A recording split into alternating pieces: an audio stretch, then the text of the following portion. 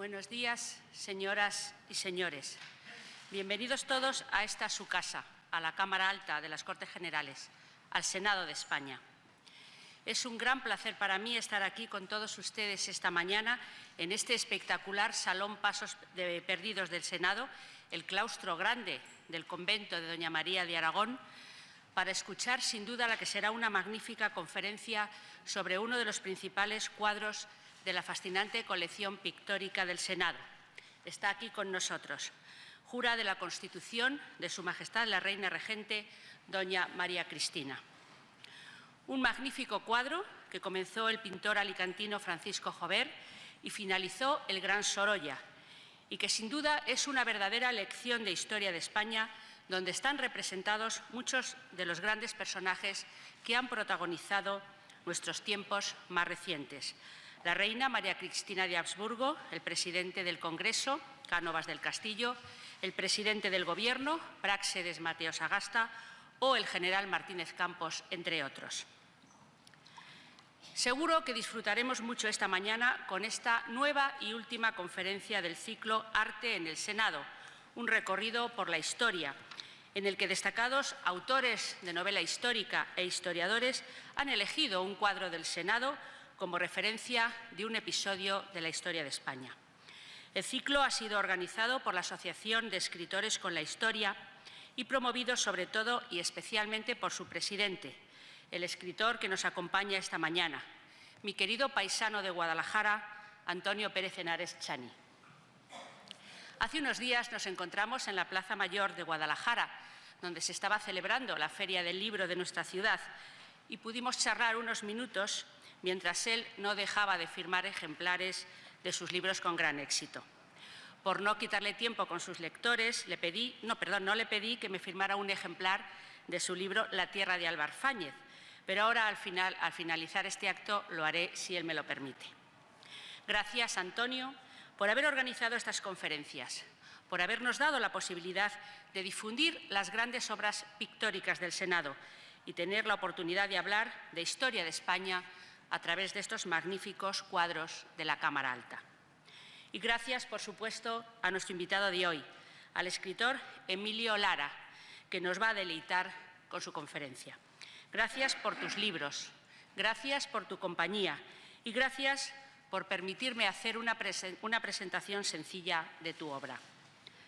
Soy un profesor que escribe y querría ser un escritor que da clases. Así habla de sí mismo Emilio Lara en una reciente entrevista. Porque Emilio es profesor, doctor en antropología, licenciado en humanidades y profesor de geografía e historia de enseñanza secundaria. Es un profesor que escribe y escribe muy bien. Pero si él me lo permite, creo que ya se ha cumplido su deseo. Y es un escritor, un gran escritor que da clases. La verdad es que envidiamos enormemente a sus alumnos por poder escuchar cada día sus enseñanzas. El escritor y profesor Emilio Lara es autor de 3 de las novelas históricas más exitosas publicadas recientemente en nuestro país. Hace unos días acabé de leer una de ellas, El relojero de la Puerta del Sol, ambientada en el Madrid decimonónico y que fue Premio Andalucía de la Crítica y Premio de Novela Histórica Ciudad de Cartagena. Y me fascinó la cantidad de recursos que el autor utiliza de manera inteligente y audaz para adentrarnos en el Madrid de antaño. Un año antes, en 2016, había publicado otra gran novela, La cofradía de la Armada Invencible, ambientada en este caso en el siglo XVI. Y muy recientemente, en el pasado mes de febrero, Emilio fue galardonado con el Premio de Narrativas Históricas por Tiempos de Esperanza, una ambiciosa novela que discurre en la Edad Media, una época histórica que confiesa que tenía pendiente, a través de la recreación de la Cruzada de los Niños. Tiempos de Esperanza está ya entre las 10 novelas históricas más vendidas en España. Novelas y decenas de artículos que sitúan a este autor de Jaén. Una alegría ser querido en mi tierra, afirmó también recientemente en una entrevista, entre los grandes escritores de nuestro país. La novela histórica es siempre un viaje con billete de ida y vuelta. Nos permite viajar en el tiempo y regresar y vivir vidas alternativas, ha afirmado en ocasiones Emilio Lara.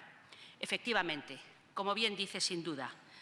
Casi siempre un pasado narrado con fuerza y con capacidad de sugestión nos habla del presente, del momento actual, de la vida con la que nos identificamos.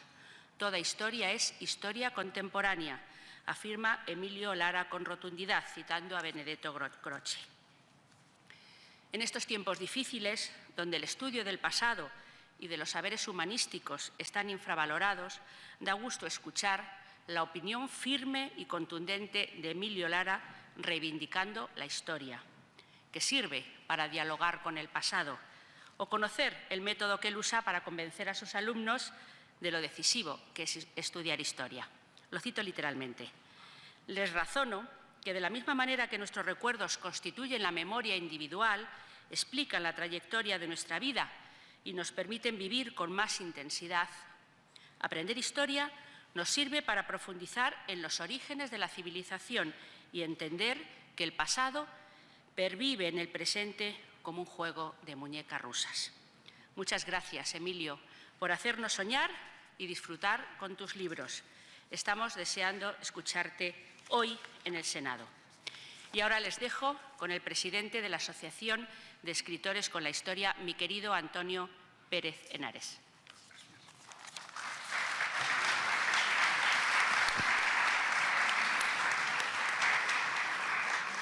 Bueno, Riansares habitualmente me llama Chani, que es como me llaman mis amigos, y ella lo es. Bueno, aquí se dan dos casos.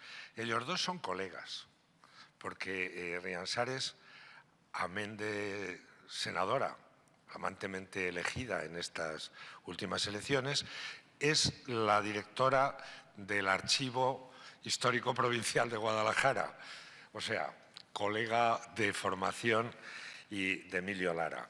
Y paisana mía, que eso en las tierras alcarreñas tiene un peso importante. Y amiga, que es muy importante también, o quizás lo más importante. Bienvenidos por décima y por ahora última vez, eso ya lo quiero decir, y por ahora vamos a ver si esto tiene continuidad, que esperamos que sí, a lo que va a ser la conferencia de cierre de este ciclo, que ha sido grande, está siendo grande, pero fundamentalmente por ustedes, por los que están aquí y por los que nos ven a través de streaming por televisión o por los que luego descargan una y mil veces, porque a veces eso está sucediendo, estas conferencias. Así que nada más por mi parte, volvemos, y así lo quisimos, a un cuadro que está en el propio Salón de los Pasos Perdidos. De los 10, estos 4 eran de obligado cumplimiento y desde luego con alguien que es personalmente para mí de los grandes, más grandes de toda la historia de la pintura española y mundial, Sorolla. Les voy a contar una anécdota. Luego les invitaré a venir al curso de la UIMP en Santander, que estará Emilio y que yo dirigiré pues entre finales de julio, primeros de agosto, del 29 al 2 de agosto. El privilegio que tengo es el siguiente.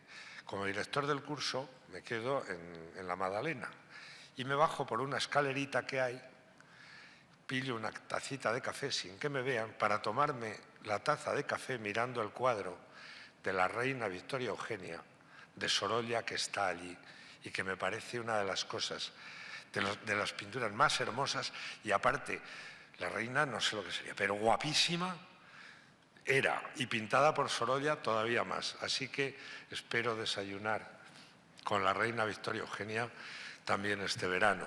Aquí nos vamos a despedir de este ciclo con la muy embarazada viuda, la reina María Cristina. Y yo no quiero por ahora decirles nada más hasta la despedida, porque para mí es hoy un día particularmente grato. Emilio es de la gente más firme, mejor a la hora y más generoso a la hora del esfuerzo para llevar adelante esto de Escritores con la historia. Porque esto es una tarea que va más allá de una conferencia Aquí hay una intención, aquí sí que hubo desde el primer momento algo importante en todos nosotros. El ir al reencuentro de la historia de España, no desde los prejuicios ni desde las antojeras, sean por un lado de eso, de aquello del imperio hacia Dios, o sea por ahora de que somos algo así como el estigma de la humanidad. No, ir hacia la historia de España, a reencontrarlos con ellas desde el conocimiento, desde el rigor y también, ¿por qué no?, desde el cariño que lógicamente un hijo tiene que tener a su madre. Porque al fin y al cabo, la historia de nuestro pueblo, de España, es la historia que nos ha hecho a nosotros y a nuestra madre. Y ni podemos dejar por ello de ver si tiene algunas cicatrices o arrugas o lamparones, pero nunca despreciarla ni ignorarla, sino quererla. Les dejo con Emilio, como les digo, alguien importantísimo en escritores con la historia. Lo son todos los cerca de 40 escritores, pero a Emilio le quiero agradecer el estar siempre dispuesto y es de los que nunca dicen no cuando toca eso que se dice tanto y se hace tan poco, arrimar el hombro. Gracias, Emilio. Tuya es la palabra.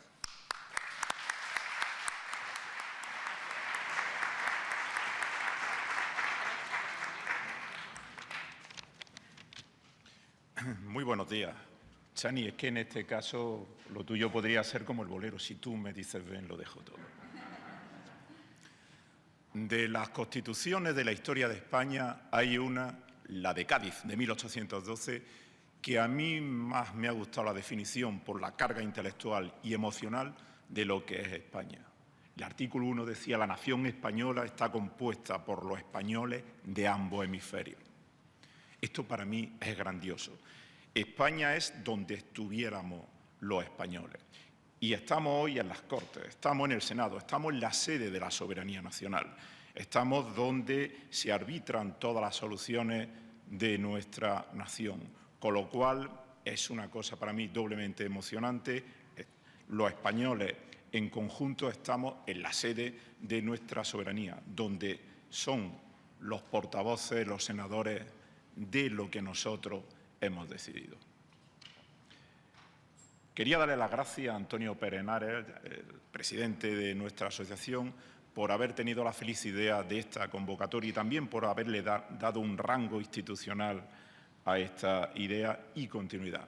Y también darle las gracias a la senadora Rian Sares Serrano y colega de profesión en los estudios por la cariñosa presentación que me ha hecho.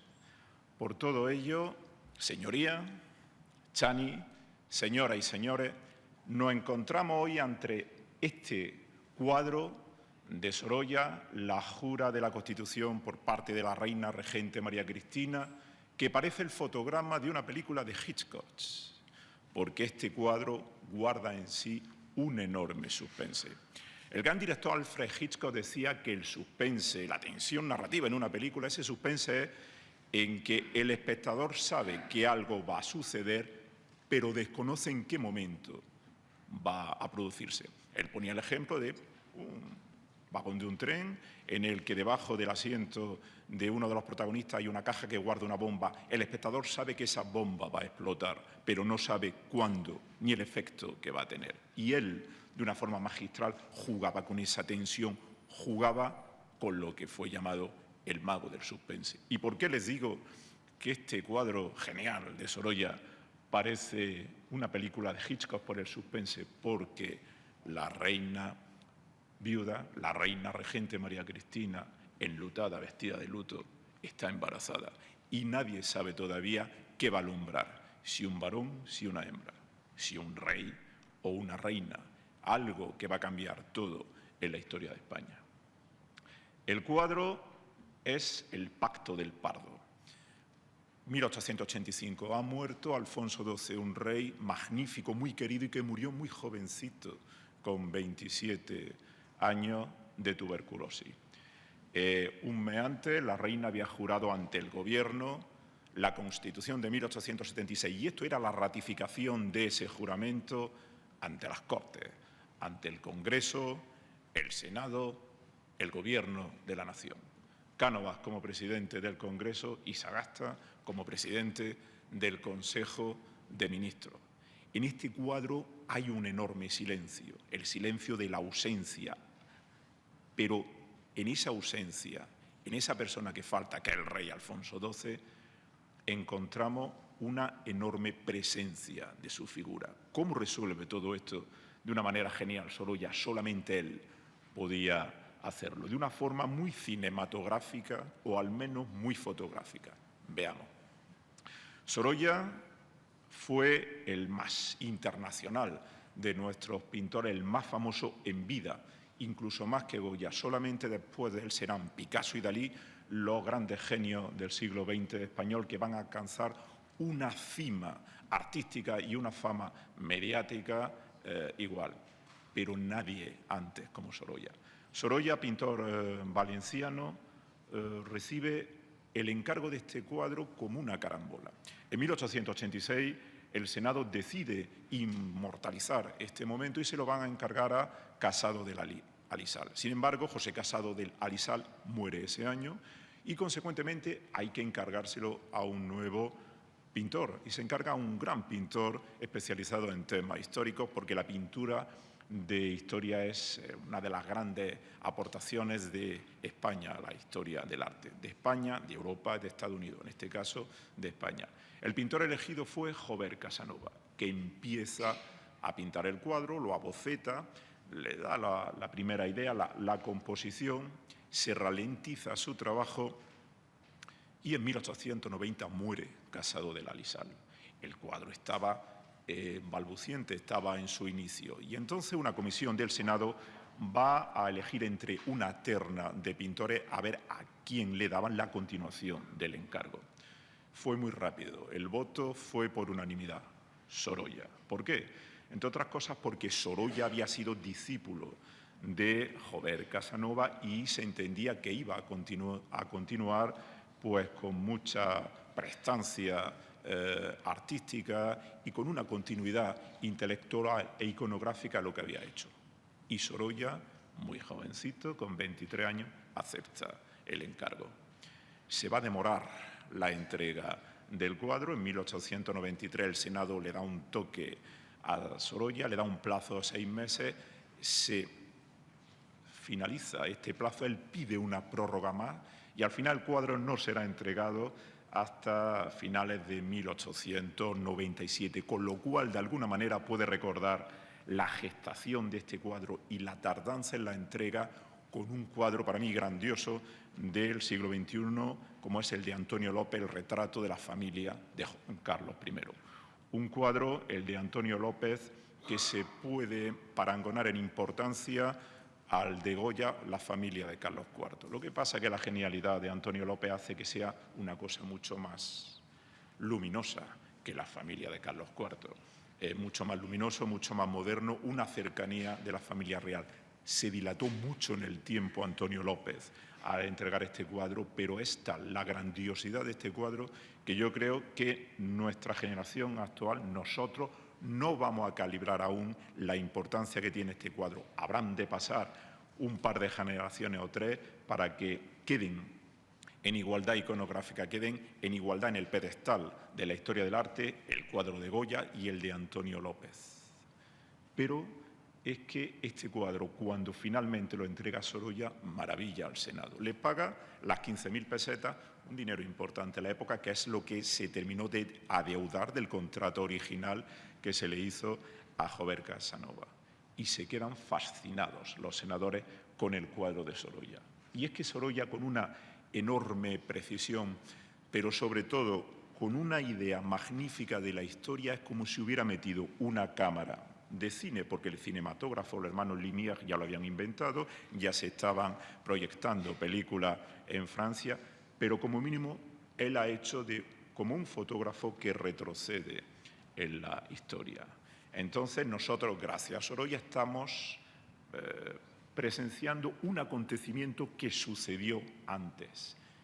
Es esta ratificación de la Constitución de 1876. ¿Por qué?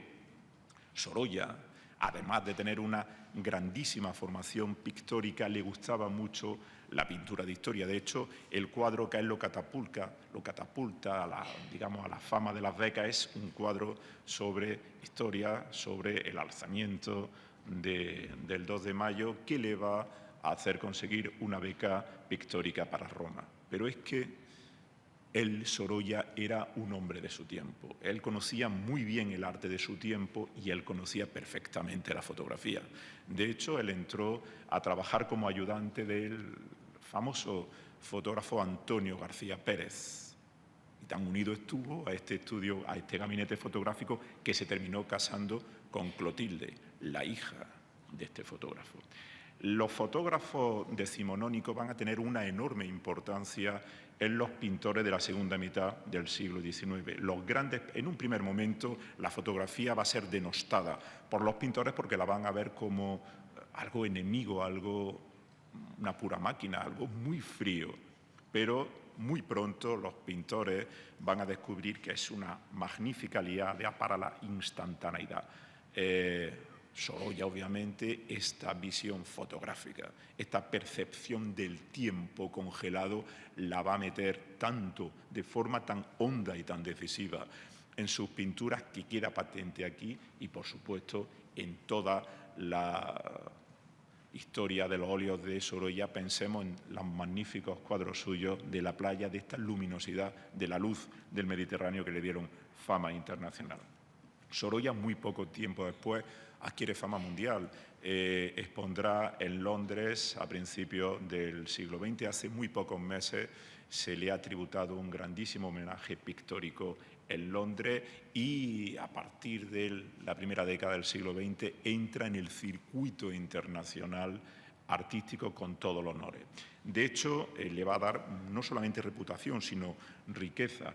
Todo el mundo se rivalizaba por tener cuadros de Sorolla o ser retratado por Sorolla. Él va a conocer al multimillonario Huntington, que se va a enamorar de la obra de Sorolla y estará Sorolla 8 años de su vida pintando los grandísimos óleos de la Sociedad Hispánica de Nueva York, que bien es cierto que le van a absorber mucho tiempo para experimentar él con unos nuevos caminos iconográficos. Esto va a ser algo fundamental para prestigiar no solamente la pintura española, sino para prestigiar lo español, lo hispánico en Nueva York, que es como decir en Estados Unidos, en definitiva, en toda América.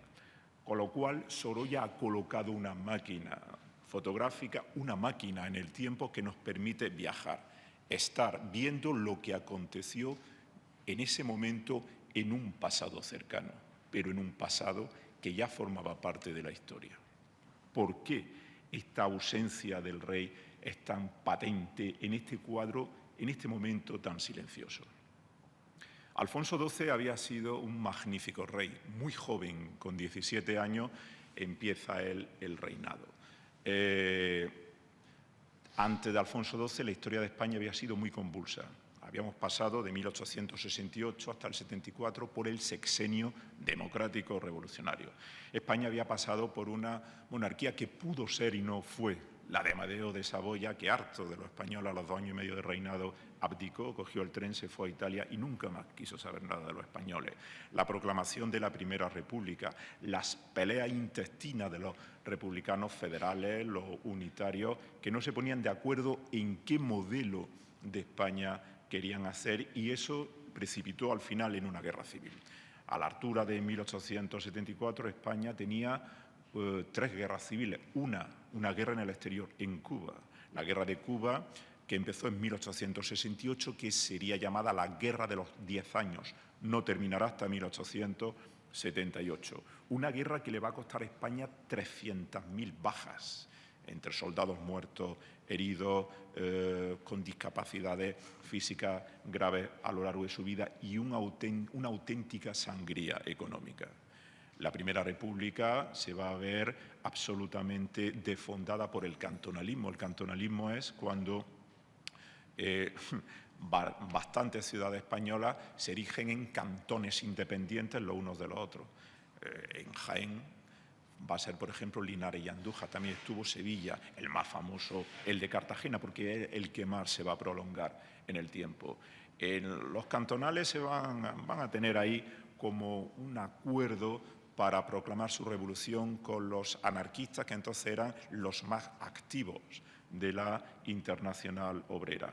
Todas estas ciudades, un rosario de ciudades españolas, se declaran independientes unas de otras, proclaman la guerra, hay una gran radicalidad, un furor revolucionario con quema de muchos documentos notariales e históricos de propiedad, asalto de fincas, huelga revolucionaria, ajusticiamiento, una dislocación de todo el sistema administrativo de España en los ayuntamientos, en las diputaciones provinciales, y se van a ir sucediendo 3 presidentes de la República hasta que se iban pacificando, es decir, derrotando a los cantonalistas en muchas ciudades españolas por medio del Ejército y de la Guardia Civil. Recuerden la última fase de la República con Castelar, Emilio Castelar.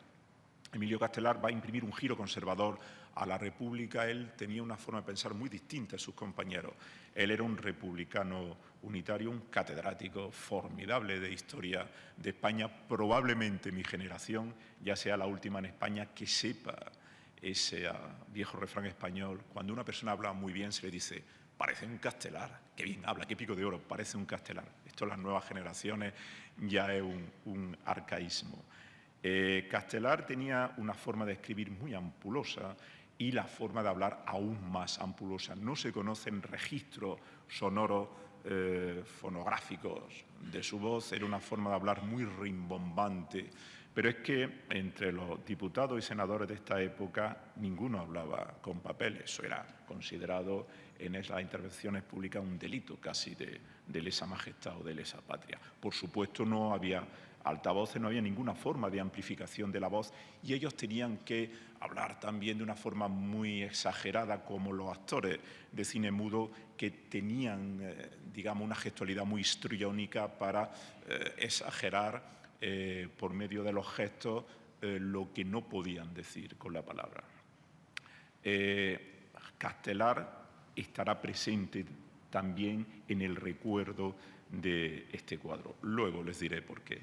Castelar va a lograr pacificar prácticamente todos los cantones, salvo el de Cartagena, que persiste una y otra vez, porque gran parte de la Armada española la habían cogido los cantonalistas cartageneros. República que solamente fue reconocida por 2 países, por Estados Unidos y por Suiza. Cuando Castelar pierde el 2 de enero de 1874 la moción de confianza, el capitán general de Madrid y director general de la Guardia Civil, el general Pavía, da el golpe de Estado, y durante ese año vivimos la República presidencialista de Serrano, una república conservadora militarista. Y es en ese momento cuando Antonio Cánovas del Castillo, que lo vemos aquí junto a Sagasta, pone en marcha el plan de la Restauración. Alfonso XII, con 17 años, estaba estudiando en la Academia Militar de Sandhurst, en Inglaterra, cerca de Londres. Cánovas admiraba profundamente el sistema de la monarquía parlamentaria inglesa, el sistema de un bipartidismo, ese progreso en orden, esa alianza de los 2 partidos fundamentales de centro-derecha y de centro-izquierda, y él quiere formar al rey soldado, al joven Alfonso XII, porque él era el tutor, el preceptor intelectual e ideológico del jovencísimo monarca. Fue Cánovas quien redacta el manifiesto de Sandhurst, que va a ser, digamos, la hoja de ruta o el programa inicial del joven rey Alfonso XII, que decía que él iba a ser un rey de todos los españoles, que quería una monarquía que fuera con el espíritu del siglo. Todo se precipita cuando el general Martínez Campos en Sagunto da un golpe de Estado, proclama rey Alfonso XII, viene rápidamente Alfonso XII y en enero del 75 hace su entrada triunfal en Madrid, y ahí se inicia la monarquía constitucional de Alfonso XII, se inicia la restauración borbónica o la restauración canovista, un sistema de una monarquía constitucional o una monarquía parlamentaria donde Cánovas va a ser esencial. ¿Cuáles van a ser los pilares? Todo lo que echa de menos este cuadro, pero que va a perpetuar este cuadro. Un rey como piedra angular del sistema político español. La corona, algo indiscutible. El rey, además, con un poder moderador, como árbitro de la situación, como jefe del Estado y como capitán general de nuestra Fuerza Armada. Y que tenga un respeto escrupuloso por las leyes. La prioridad del civilismo sobre el militarismo. Esto Cánovas lo entiende muy bien de la política inglesa y él decía que los militares tenían que estar en los cuarteles. Nada de seguir entrando en política mediante golpes de Estado que llamaban pronunciamientos. Decía Cánovas, la época de los espadones ha terminado. Los militares tienen que estar en los cuarteles defendiendo a España, si es menester, pero la política es obra de los civiles. En la política la tienen que hacer los españoles sin injerencia de los cuarteles. El respeto a la propiedad privada, el respeto a las leyes y el respeto al parlamentarismo. Todo esto son las bases de un sistema de concordia el que diseña Cánovas para Alfonso XII. Cánovas. Para entender este sistema hay que entender la mentalidad de Cánovas. Cánovas era un magnífico abogado y un magnífico historiador. Él nace en Málaga, que junto con Cádiz eran por tradición las ciudades más netamente liberales de España, por ser portuarias, por haber disfrutado del siglo XVIII de un gran tráfico mercantil, que esto abre mucho las mentes. Normalmente en esta época las ciudades de interior son más remisas, son más reacias a los cambios, pero las ciudades portuarias, precisamente por este contacto con gentes de otros lugares, son mucho más emprendedoras en lo personal y también en lo mental. Cánovas tenía un grandísimo sentido de la historia de España, fue académico de la Real Academia de la Lengua y de la Real Academia de la Historia. Fue un gran escritor y escribió una novela histórica, La campana de Huesca. Cánovas, por tanto, ama la historia española. ¿Y qué es lo que quiere? Entre su investigación histórica favorita estaba la decadencia de los Austrias, los reinados de Felipe IV y de Carlos II, y él admiraba la figura del conde duque de Olivares.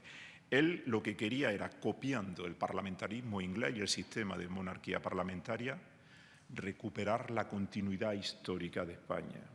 Y por eso él lo que quería era conciliar la historia como el pasado de la tradición con el espíritu del siglo, es decir, conciliar la historia de España con el liberalismo a través de la Constitución. Cánovas era un hombre pragmático, transaccionista, es decir, él quería la concordia. Él decía que la política era el arte de lo posible y que lo imposible, lo utópico, lo demagógico no tenían cabida en la España que él quería organizar, siendo la corona la piedra angular. Esta enorme visión de Cánovas como estadista, como gran político, capaz de integrar a la derecha y al centro derecha en un nuevo partido, el Partido Conservador, que terminará siendo el liberal conservador, un partido donde se va a aglutinar todo el centro derecha.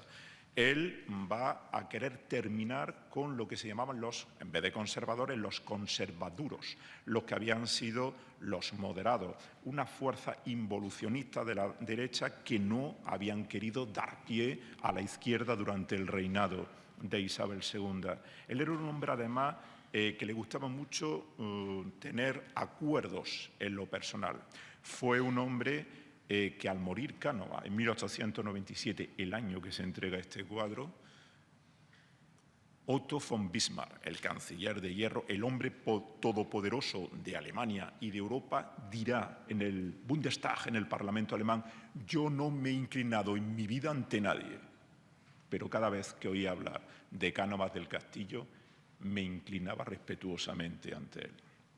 Cánovas tenía, por tanto, el sentido de la historia de España, el sentido del pragmatismo en política, el sentido de la convivencia entre españoles y un sentido de que la política era armonizar el arte de lo posible y llevarse bien las personas, aunque tuvieran ideas muy distintas. Pero sucede que cuando se inicia la Restauración, España sigue con la Guerra de Cuba, que no terminará hasta 1878.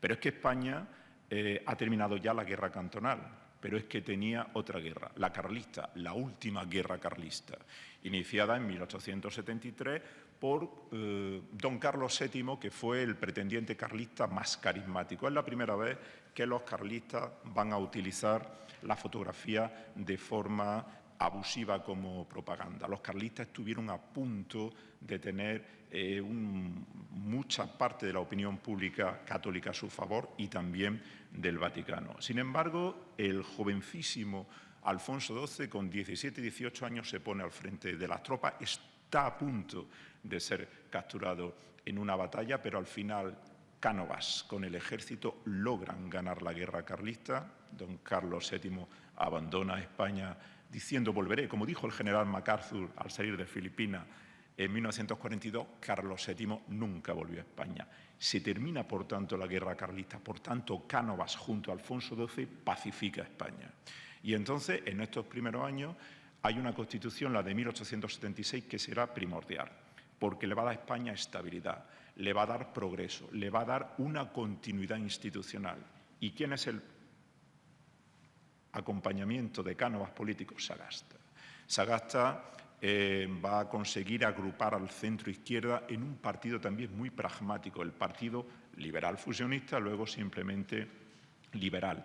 Será el que cuando ocupe la presidencia del Gobierno le dará apertura al régimen político. El régimen político de la Restauración, bien es cierto que era un régimen de una democracia corrupta, corrompida, oligárquica, caciquil, donde los resultados electorales se amañaban desde el Ministerio de la Gobernación a través de la red clientelar de caciques y de oligarcas que había en toda España y que se repartían los conservadores y los liberales. Esto es cierto. Y esto será una de las causas del desfondamiento del sistema de la Restauración, que va a durar 50 años. Lo que sucede es que, visto con perspectiva, el sistema de la Restauración le va a dar a España esta tranquilidad institucional, un progreso económico y social, sobre todo a partir de 1885, del Pacto del Pardo, cuando van a gobernar los liberales. Gobiernan los liberales, el Parlamento largo de Sagasta, 5 años de gobierno de los liberales, que van a patrocinar que en 1888 sea abolida para siempre la esclavitud en Cuba, Cuba como una provincia española. En 1890 los liberales van a conceder el sufragio universal masculino. Los hombres mayores de 25 años podían votar. Va a reorganizar el Código Civil. Se empieza en 1885 y lo terminan en 1888. Van a aprobar una ley de jurados para que el jurado entre en el sistema jurídico español. Esta época gloriosa va a ser también el resurgimiento con mucha fuerza de la zarzuela, como género chico, como un género musical enormemente popular y castizo en España, porque todo el casticismo impregna nuestro folclore, nuestras manifestaciones culturales. En la Semana Santa, sobre todo la del sur de la del sur de España, la de Extremadura, la del Levante, tal y como la conocemos, nace en esta época una Semana Santa de filiación romántica, donde se incorporan las bandas de corneta y tambores, una vestidura mucho más pomposa en los nazarenos, el exorno floral abundante, es decir, porque era una religiosidad popular muy barroca, pero con un enorme gusto por los sentidos. Es también la época cuando el desastre del 98, la pérdida de nuestras colonias, donde nace la generación del 98, la edad de plata de la literatura española, con grandísimos pensadores y literatos. Después de la gran generación del siglo de oro español del 17, está la del 98. Todo esto va a traer esta época de la Restauración y todo esto lo va a captar de forma genial Soro. Ya en este cuadro, les repito, con una cámara que ha viajado al pasado y hay un silencio. Están Cánovas, está Sagasta, está también la reina embarazada, no se sabe, entonces no había ecografía, no se sabía todavía el sexo del rey o reina que iba a haber. Las dos niñas que están enlutadas, muy tristes con la reina María Cristina, son la hermana de Alfonso XII, la infanta María Mercedes, que en ese momento podría ser la princesa de Asturias, y la infanta María Teresa. Sucede que el gobierno había paralizado que fuera María de las Mercedes la próxima reina de España, porque ¿y si la criatura que nace es niño? Por eso lo que hace la reina es jurar fidelidad al heredero de la corona. Las dos niñas van a morir pronto, a principios del siglo XX. María de las Mercedes, en 1904, a consecuencia de un parto, y su hermana también a consecuencia de otro parto en 1912. El que nacerá será un rey. Alfonso XIII será rey desde el momento de su nacimiento y se continuará la regencia. La regencia va a ser la época de reinado de María Cristina desde 1885 hasta 1902. Fue una reina inteligentísima, una mujer escrupulosa con la legalidad. Sus enemigos políticos le van a poner como mote Doña Virtudes, pues lo máximo que pudieron decir de ella. Fue una reina desgraciada en su vida personal, no era agraciada, pero era de una inteligencia. Sabía escuchar de una forma espectacular. Ya saben, Alfonso XII, un magnífico rey, valiente, carismático, simpático. Muere su mujer, María de las Mercedes, el año de contraer matrimonio. Ella muere con 18 años de tifo. Él se queda tan absolutamente apenado, recuerden las coplas del pueblo de Madrid, que sus amigos en torno temían que el rey pudiera cometer una locura. Encontró el amor poco después en una cantante de ópera, Helena. Tuvo un romance apasionado con ella. Llega un momento que Cánovas le dice: Majestad, tiene usted que volver a casarse. Y dice: bien, buscarme vosotros, esposa. Y le buscan un matrimonio de Estado. En este caso, doña María Cristina de Habsburgo, una mentalidad germánica que no casaba nada con el proceder de Alfonso XII, que va a tener otra amante, otra cantante de ópera, que cuando muera el rey van a tener que irse al extranjero y la reina va a cortar cualquier tipo de financiación del erario público hacia ella. También están a la izquierda del cuadro las dos hermanas de Alfonso XII, la infanta Isabel la Chata y la infanta Eulalia. La infanta Isabel la Chata será una mujer popularísima dentro de España, sobre todo en Madrid, por lo castiza que era. Le gustaban los toros, le gustaba la música popular, la zarzuela. Tan popular era que cuando se instaura la República, el gobierno provisional republicano le dice que no es necesario que se vaya de España, que puede quedarse, que la van a respetar. Ella prefiere irse con su sobrino Alfonso XIII al exilio y a los pocos días de llegar a París morirá. Serán repatriados sus restos mortales en 1991 porque el rey Juan Carlos así lo va a disponer. Y la otra hermana de Alfonso XII es Eulalia, una mujer muy moderna, tuvo una vida marital desgraciada, muy inteligente, que le va a gustar mucho viajar, con una vida interesante, y fue una adelantada en reivindicar el espíritu de los tiempos para la mujer. Escribió además una especie de memoria, hoy diríamos de una autoficción, donde reivindica el papel de la mujer, y Alfonso XIII va a prohibir que se publicase en España. Estos son los personajes que salen en este cuadro fundamental de la historia de España, en un cuadro donde Sorolla es capaz de haber recogido todo lo que significó la estabilidad del régimen de la Restauración y todavía lo que quedaba por venir. La regencia es una época en la cual todavía no se ha producido, en 1898, la guerra de Cuba, Filipinas y de Puerto Rico, que dará al traste con nuestro imperio de ultramar para siempre. Todavía no ha muerto Cánovas, que morirá asesinado en 1897, hoy diríamos en un spa. Entonces se decía tomando la agua en el balneario de Santa Águeda, en Guipúzcoa. Es decir, es un cuadro majestuoso en el cual hay una pena, hay una ausencia, hay una gran presencia del ausente, pero hay esta tranquilidad institucional, y esto de una forma magistral lo supo recoger Sorolla. Yo nací el año de la primavera de Praga, cuando los checos se enfrentaron a mano descubierta a los tanques soviéticos reclamando libertad. Podía haber dicho que nací el año del Mayo de París, pero cada uno se identifica con un acontecimiento histórico. Y yo quise escoger este cuadro para terminar el ciclo de conferencia en el Senado, porque este cuadro a mí me recuerda a una época magnífica de nuestra edad contemporánea, como fue la transición, cuando de nuevo la corona, un rey, Juan Carlos, fue capaz de transformar España con la ayuda de políticos con un sentido de Estado muy grande, con la ayuda del pueblo español, que demostró una enorme voluntad de convivencia, y en torno a la Constitución para construir la etapa más formidable de toda nuestra edad contemporánea.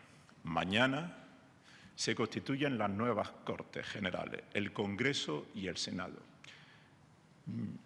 Tenemos una Constitución que nos hemos dado todos los españoles.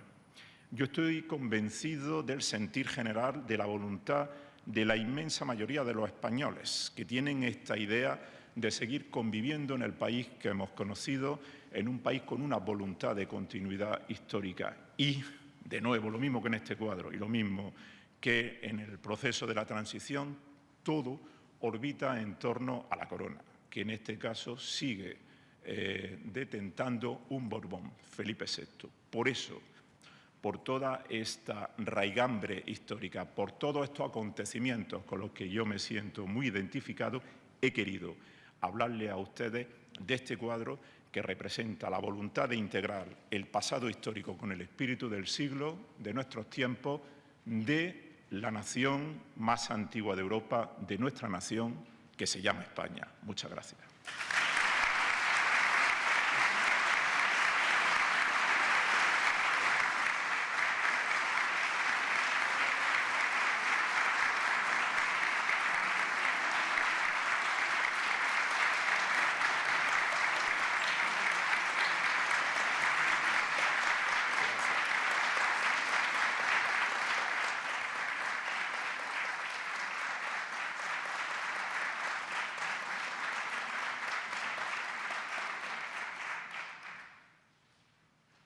Parece que les ha gustado. Bueno, pues, fíjense, era un momento que cuando empezamos esto, uno sabe que tiene que llegar, pero cuando llega él piensa que debe de continuar. Y eso es lo que vamos a intentar en Escritores con la Historia, que esto tenga continuidad. La verdad es que ha sido profundamente gratificante compartir con ustedes, muchos de ellos muy asiduos, estas 10 conferencias, porque creo que de verdad hemos hecho algo importante o hemos puesto el inicio de algo importante una vez más. Para nuestra asociación, esto ha sido un antes y un después también. Es un punto de inflexión importantísimo, porque es la demostración exacta de por dónde Escritores con la Historia quiere ir. Nosotros no hemos hecho esta asociación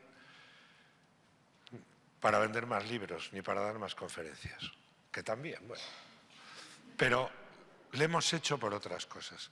Les aseguro que la inmensa mayoría de los escritores con la historia son gente de altísimo nivel, mejorando lo presente, y de enormes ventas. Algunos, de hecho, no han podido estar en este ciclo pues porque habían obtenido premios importantísimos que les han llevado no solo por toda España, sino incluso por todo el mundo. Pongamos que hablo de Posteguillo o de Javier Sierra. Con otros, por fortuna, hemos tenido el placer de contar. Pero la clave era lo que les decía antes.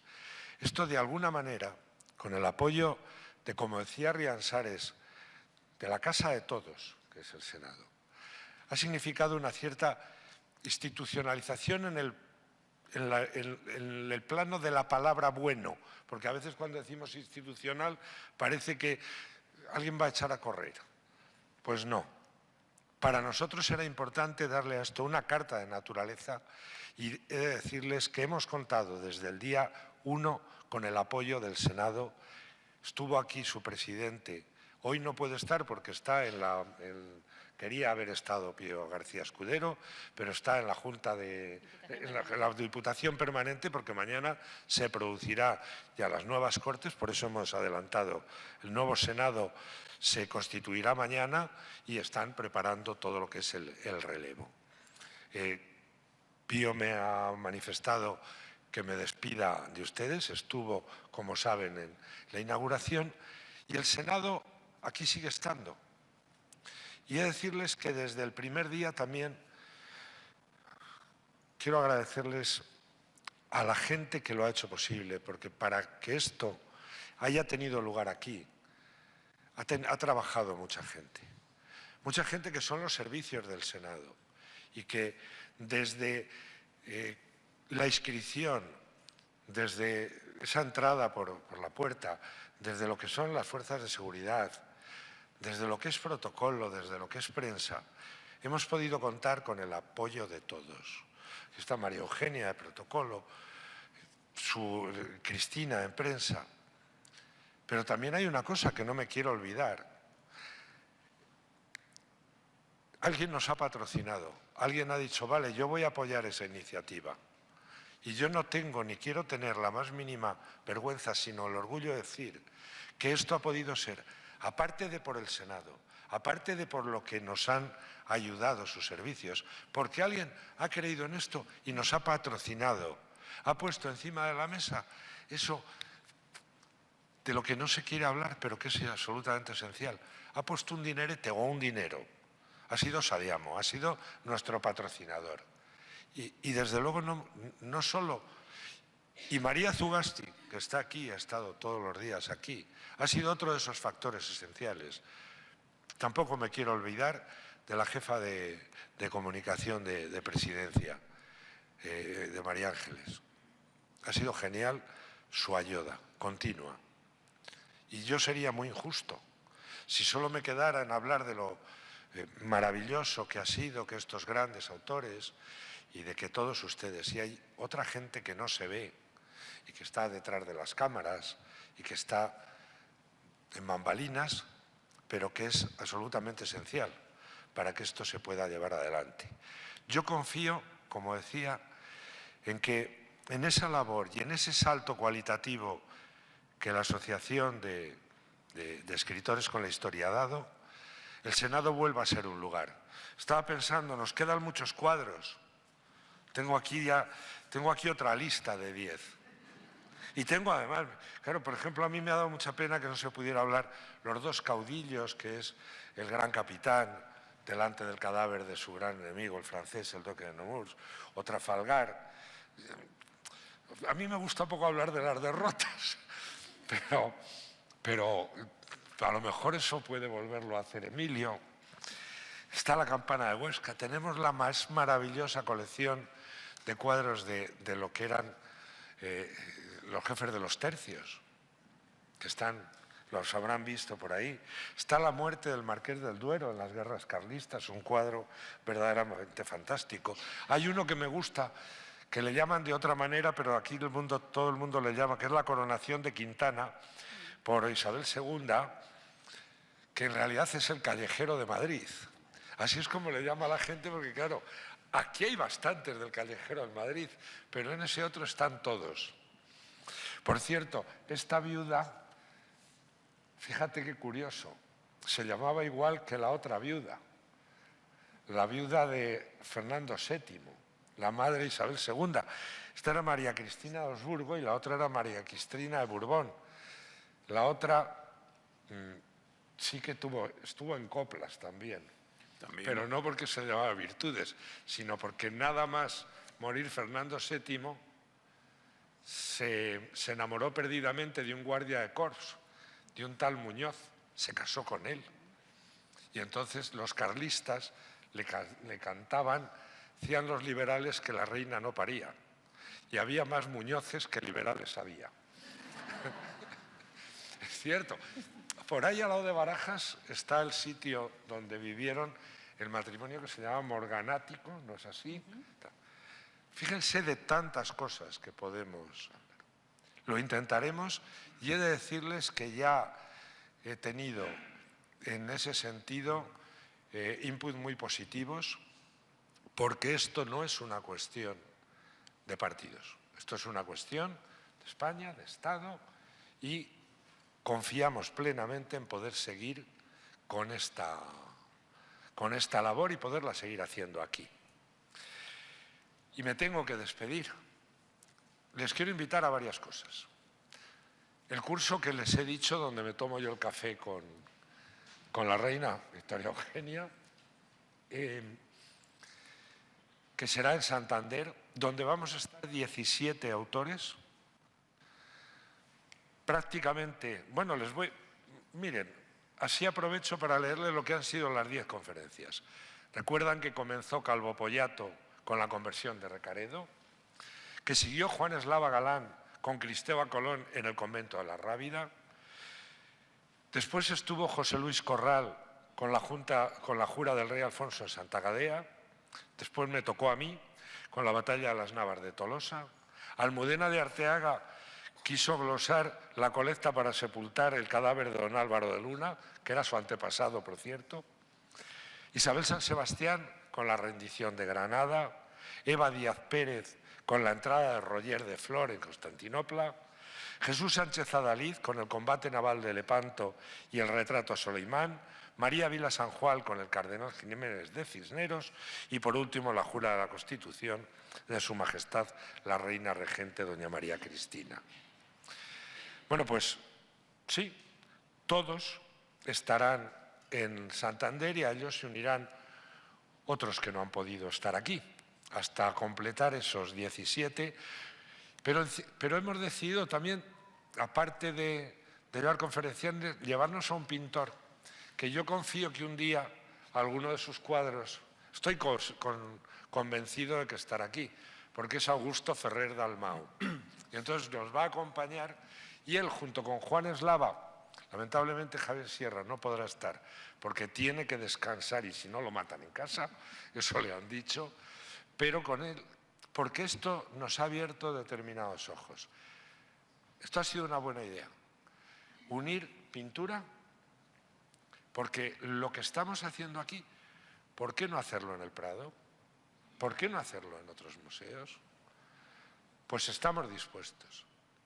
El curso de Santander también va a hacer algo en ese sentido. Saben que Juan Eslava Galán, aparte de saber absolutamente de todo y ser el maestro de todos nosotros, reconocido, y creo que aquí lo demostró, saben que tiene un libro sobre el Prado fantástico, como lo tiene Javier. Pero, hombre, si tenemos a uno en vivo, que es Augusto Ferrer Dalmau, yo creo que será fantástico ese día Santander de unir otra vez, porque en el fondo la pintura, la escultura, las catedrales, las iglesias románicas, las pinturas de Altamira, en todo esto, ¿saben lo que es?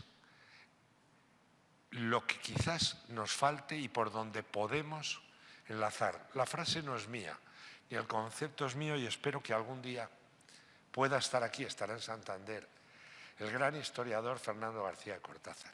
Se llama patriotismo cultural. Y yo creo que eso puede ser la vía, porque en nuestra cultura, en nuestra lengua, en nuestra literatura, en nuestra pintura, en nuestras maravillosas obras de arte, arquitectónicas, en nuestras pequeñas iglesias románicas. Desde la Alhambra, fíjense lo que les digo, desde Altamira pasando por el acueducto de Segovia, luego por la Alhambra, y por todas las catedrales góticas, y por supuesto por Santiago, y por Nuestra Señora de Gaudí, por la gran catedral de Gaudí en la Sagrada Familia. Eso es lo que yo creo que puede ser elemento esencial. Y cuando decimos hacer patria, hacerla así, culturalmente. Y yo creo que ahí tenemos que estar. Y que esa es de verdad lo que nos va a unir y a vertebrar. La idea de los próceres que dijeron vamos a hacer toda una colección de pintura histórica, creo que sigue siendo válida hoy. Porque tenemos una necesidad de rescatar la verdad de nuestra propia historia que cada día y ahora todavía más está siendo agredida. Y digo ahora todavía más, porque en estos momentos la leyenda negra contra nuestro país, contra nuestra nación, contra nuestra democracia, está otra vez renaciendo, reviviendo y cogiendo impulso precisamente contra la democracia más generosa y más joven que ha dado Europa, contra la democracia que ha sido la Constitución y que se basa en la Constitución, de los derechos, de las libertades y de la reconciliación. Contar nuestra historia, también esa, creo que tiene que ser una labor de los intelectuales, de los autores, de los artistas. Y ahí, bienvenidos sean los pintores, que a veces, y solo me gustaría, y espero que algún día también pueda hacerlo, porque España sí tiene quien la escriba, pero todavía tenemos pocos que la cuenten en el cine. Me han oído decirlo aquí alguna vez. Hombre, por favor, hagan una película donde seamos los buenos. Yo, sí, si tenemos autores, que haga, no sé, el malagueño, Banderas, que haga así como John Wayne de bueno. En realidad, todo el Far West fue contar cómo bajaban las vacas y los caballos de donde nosotros lo habíamos subido. Sí, nosotros descubrimos América, paramos hasta los rusos en Alaska. El Far West lo creamos nosotros, sí. Hay un libro de Jesús Maeso, otro de los grandes, que estará en Santander y que no ha podido estar en este primer ciclo. Comanche, ¿qué es lo que cuenta? Los presidios, que eran los fuertes, para que nos entendamos, ahora tienen... Eso era la línea de la frontera. Y allí fue la primera gran guerra comanche. Y la ganó un coronel español llamado Aza. Y mató y le quitó el testuz al gran jefe comanche que tenía aplastados a los apaches. Sí. Y lo trajo aquí a Carlos III, ese testuz. ¿Y saben dónde está? En el Vaticano. Se le regaló al Papa. ¿Sabemos algo de eso? Pues es la verdadera historia del Far West y allí empezó. Es más, la imagen del cowboy, chico de las vacas, o la imagen del 7º de caballería eran los dragones de cuera españoles y los fuertes, entonces llamados presidios. ¿O se creen que por otra razón, cómo se llamaba el último jefe de la resistencia india? El Apache Jerónimo, ¿verdad? Un nombre, vamos, de todo. A mí que me suena que es de casa. O sea, en fin, de todo eso y de tantas cosas queríamos seguir hablando con ustedes. Y queremos hacerles difusores de todo ello. Haremos y seguiremos haciendo multitud de actividades. Miren, otra muy próxima.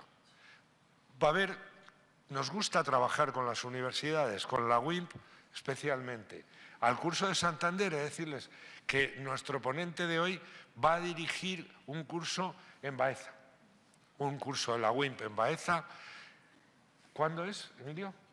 El curso en Baeza es la última semana de agosto, del 26 al 29 de agosto, y el título es La novela histórica, razones de un éxito literario. Es decir, algo transversal para buscar esto de que durante 35 años continuado la novela histórica cope las mesas de novedades de toda la librería de los grandes almacenes, que sea el género más leído y el más comprado por los españoles, por mujeres sobre todo que lo lean. ¿Esto qué razones tiene?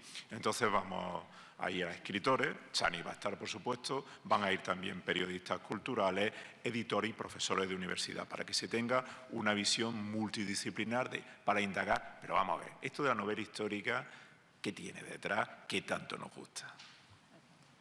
Bueno, pues ya me despido de verdad. Y cuando les digo muchas gracias y les digo que vamos a perseverar en el intento, y cuando firmemente me comprometo en nombre de la Sociedad Escritores con la Historia, están aquí, y aunque sea de Guadalajara y aunque esté con otra alcarreña mucho más ilustre que yo, y sea nuestro paisano Romanones, aquel que decía, cuando digo que no es que no, y eso quiere decir que por ahora y esta tarde no. Nosotros cuando decimos que sí vamos a estar ahí, será al día siguiente, mañana, y espero que durante muchos años, y mientras sea necesario, para hacer algo que me parece de urgente, imperiosa y esencial, diría que imprescindible actividad, volver a reencontrarnos con nuestra historia. Muchas gracias por habernos acompañado.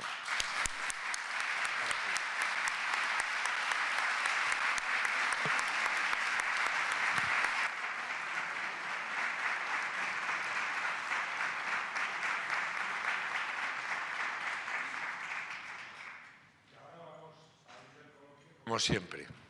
Me he ido un poco, me he trabucado por la emoción así. A lo mejor esto tenía que haber sido dando, pero da igual, creo que es mucho mejor que lo cierren ustedes. Muchísimas gracias. Me ha parecido una categoría tremenda su conferencia. Muchas gracias. Le digo que es usted un castelar, que no nos ha dicho dónde para, no nos ha dicho dónde está en el cuadro. Castelar. Sí. Castelar en 1800... ¿Dónde está el cuadro? No. Es que Castelar no está. yo le he entendido que estaba allí Castelar. No. En 1888, Castelar abandona el republicanismo y dice que él acoge la monarquía de Alfonso XII. ¿Por qué?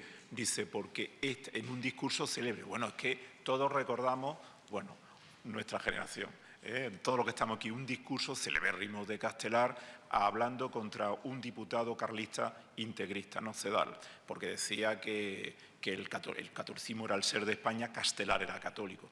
Ese célebre discurso empezaba: grande es la gloria del Dios del Sinaí, el trueno le acompaña, le sigue el rayo, pero más grande todavía que eso que tiene Dios es la igualdad, la fraternidad entre todas sus criaturas.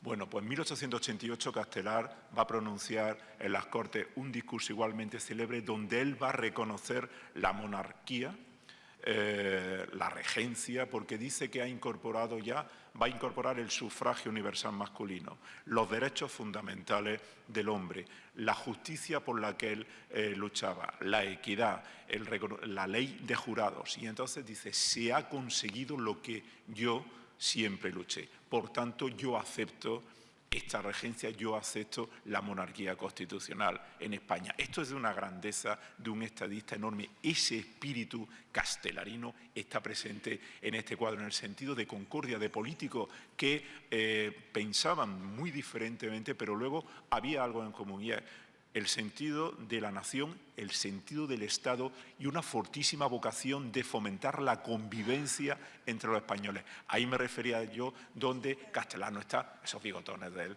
eran, ¿verdad?, no podían pasar desapercibidos, pero sigue ese espíritu de concordia que es lo que facilitó el triunfo relativo, vamos a decirlo, de la Restauración, el triunfo de la transición en España, a partir de 1975, como la gran heroicidad colectiva de los españoles. Porque esto fue algo parecido aquí. Hubo un piloto fundamental, el rey Juan Carlos, unos políticos, sobre todo Suárez, con una visión de Estado muy grande, pero todos los de derecha y de izquierda sabían muy bien lo que tenían que hacer, a enterrar sus diferencias. Eso sí, detrás había la decidida voluntad de concordia de los españoles. Con lo cual, lo que hicieron el rey y los políticos de entonces fue ni más ni menos que subirse, surfear en la ola de lo que pedía la colectividad del pueblo español. Por eso digo que, a pesar de las durísimas circunstancias que podemos vivir los españoles,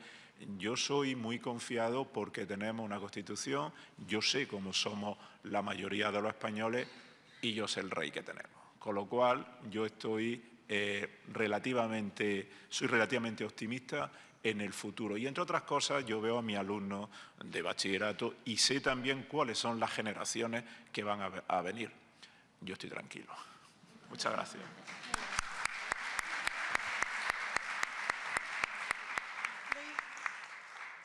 Le iba a preguntar, Dígame. ya que ha salido en la charla, ¿qué diferencia, cuando nos referimos a esta reina, siempre la llamamos la regente, Sí. Y a Cristina de Borbón, la madre de Isabel, le eran decimos muy la distintas. gobernadora? Eran muy Y distintos. realmente es el mismo, pero a ella siempre, yo creo que la hemos llamado la gobernadora y a esta la regente. ¿En realidad es lo mismo? ¿Su papel es el mismo? Como regente asumían el papel del rey con todas las prerrogativas. Fueron muy distintas. La regencia de María Cristina, la mujer de Fernando VII, fue muy buena en el sentido, aparte la vida en su momento de disipación. Hoy ya no, esto nos da igual. Bueno, el Alfonso XII menudo pieza era también, ¿no? Alfonso XII, las dos cantantes suyas de ópera, le escribía, se conservan todas las cartas. Y entonces, en alguna de las cartas, él le mandaba dinero todos los meses, 1.500 pesetas. Le decía, oye, mira, que estoy sin blanca. Dice, apriétate un poco el cinturón que no puedo mandarte más. La reina María Cristina, la mujer de Fernando VII, ella impulsa el liberalismo en España. Eso es algo maravilloso. Y esta mujer, que era muy criticada, la pobre es que no era agraciada y era sosa, era una pavisosa, pero luego era una mujer de una inteligencia, sabía escuchar, tenía una moderación en comportarse en su vida, sabía cuál era su papel. Es una de las grandísimas reinas que tuvo España. Y cómo supo, murió en 1928, cómo supo apartarse cuando le toca, a partir de 1902, al 17 años duró la regencia Alfonso XIII, gobernar, cómo supo ella comportarse. Y mejor no hubiera ido a todos los españoles si Alfonso XIII le hubiera hecho caso en determinado momento a ella, a su madre y a su mujer, a doña Victoria Eugenia, que, educada en Inglaterra, tenía un escrupuloso sentido de lo que era la legalidad, la democracia y la monarquía constitucional. Gracias. A usted.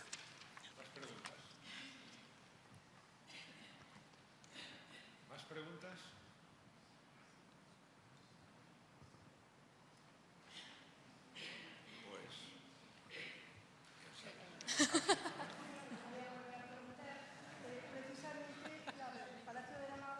¿Se debe a llevarse mal doña Virtudes con la nuera? Yo he oído que sí. Que como la reina Cristina fue a San Sebastián y iba la nuera prefirió hacerse un palacio en... Pues eso no lo sé. Yo sé que Yo creo que sí, pero no la lo reina pregunté. Isabel II sí tenía ella predilección por San Sebastián.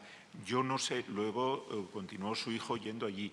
Alfonso XIII, la verdad es que no sé yo el motivo de... Bueno, sí conozco muy bien cómo se construye todo el Palacio de la Magdalena, este resurgir que tiene Santander como una corte veraniega, y luego que en la herencia el Palacio de la Magdalena le tocó a don Juan de Borbón, y él creo recordar que lo vende al Ayuntamiento de Santander, creo recordar que leí por 100 millones de pesetas, y el Ayuntamiento de Santander, con muy buen criterio, lo cede a la Universidad Menéndez Pelayo, que se crea en la Segunda República, que la Menéndez Pelayo es una de las grandes creaciones que sigue teniendo España. Sí, desde luego. Les puedo contar un chisme.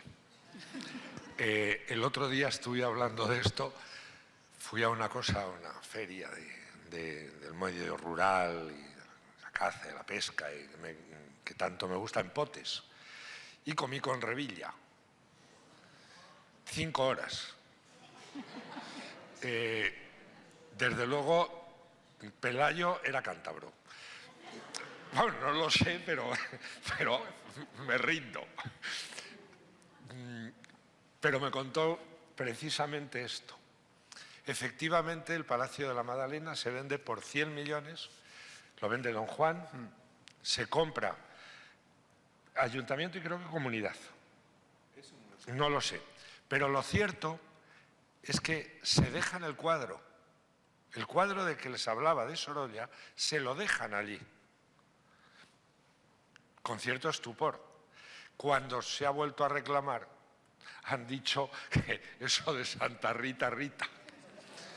Porque efectivamente hay el cuadro mejor que hay en toda el Palacio de la Magdalena. Hay algún retrato de Alfonso XIII también, pero sorprende que lo que es porque pertenecía lógicamente no era patrimonio del Estado el cuadro, sino patrimonio personal, pero ahora ha pasado a ser patrimonio, según Revilla, suyo. No, es una broma, conocen al personaje, hablo con él con cierta simpatía, porque lo cierto es que la gente que será agradecido cuando alguien te recibe bien, es cariñoso contigo, te lleva a comer el cocido lebaniego, que está buenísimo, y luego te intenta convencer de que Pelayo, claro está, es de Cantabria. Cosa que si está aquí José Luis Corral dirá detrás que Pelayo no existió, y yo diré, hombre, lo decían hasta los musulmanes, pero eso también entra dentro de lo que es. Porque he de decirles una cosa más. Si esta asociación tiene el impacto que está teniendo es porque dentro de la asociación, y lo habrán visto en estas conferencias, hay una pluralidad y una libertad enorme de pensamiento. Se trata de buscar y desde cada punto de vista analizar, incluso desde cada punto de vista literario, la historia de España y utilizarla para creaciones literarias. Sí, pero se puede hacer desde muchos prismas, desde muchas miradas, y en nuestra asociación las hay tan divergentes que son verdaderamente lo que creo que le da grandeza, porque no hay una visión única, ni se pretende que la haya. Y aquí han visto cómo cada cual ha contado esa historia desde un punto de vista, pero todos intentando en esa idea común de llegar a la historia a través del conocimiento, no del prejuicio. Esa es la clave. Podemos discutir, polemizar, pero siempre desde un intento de conocimiento, de comprensión y sobre todo de no buscar en la historia los elementos de agravio, de agresión o como las semillas pasadas para revitalizarlas en odios presentes. Por ahí, desde luego, nadie encontrará nuestra asociación, pero eso sí, podrán encontrar a muchos hijos, cada uno de su padre y de su madre ideológicos. Eso también se lo digo, que es así, y para nosotros no es para nada algo, sino cuestión de orgullo. Y ya me callo, ¿eh?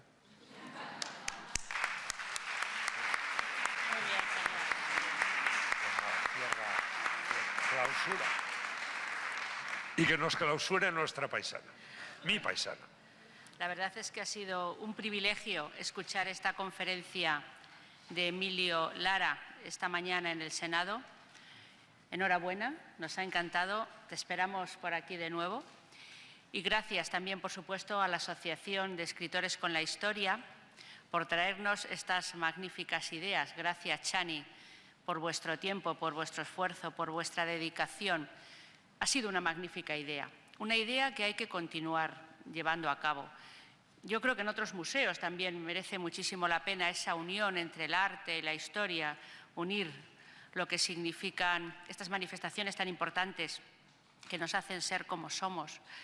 Pero aquí, desde luego, está vuestra casa y yo creo que tenéis que continuar vuestra labor en esta legislatura que comienza mañana y hay que continuar explicando los cuadros del Senado porque habéis explicado 10. Pero nos quedan muchos, hay más de 200 en esta colección fantástica de pintura del siglo XIX y desde luego nos emplazamos a continuar con estos 10 que ya tiene preparado Chani, pero seguro que con otros 10, otros 10 y otros 10. Y estoy de acuerdo también con lo del patriotismo cultural. Yo creo que la cultura es una patria. Es muy importante. La cultura no es un entretenimiento prescindible. Es algo que nos hace ser como somos también, que nos identifica y realmente es un compromiso ético con la vida. Entonces, es un placer, ha sido para mí maravilloso estar aquí con ustedes esta mañana. Gracias por su asistencia y les esperamos de nuevo en la Casa de Todos, en la Cámara Alta.